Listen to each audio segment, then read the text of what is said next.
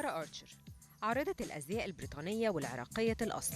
ولدت ببريطانيا في أكتوبر سنة 1990 لأب إنجليزي وأم عراقية، ودرست العلاقات الدولية السياسية بجامعة كوين ماري بلندن. سارة بدأت رحلتها مع الجمال والأناقة سنة 2008 لما فازت بلقب ملكة جمال بورتسماوث في إنجلترا، ومن بعدها ملكة جمال النار، وهي جزء من مسابقة ملكة جمال الأرض.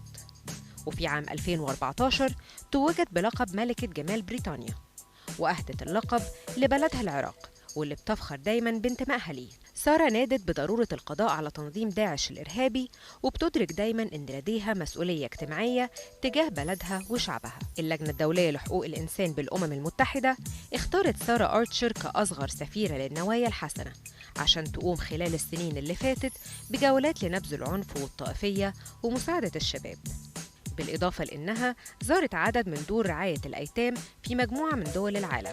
سارة آرشر أعلنت في أكتر من مناسبة إن طموحها ورسالتها هي نشر السلام في بلادها والوطن العربي.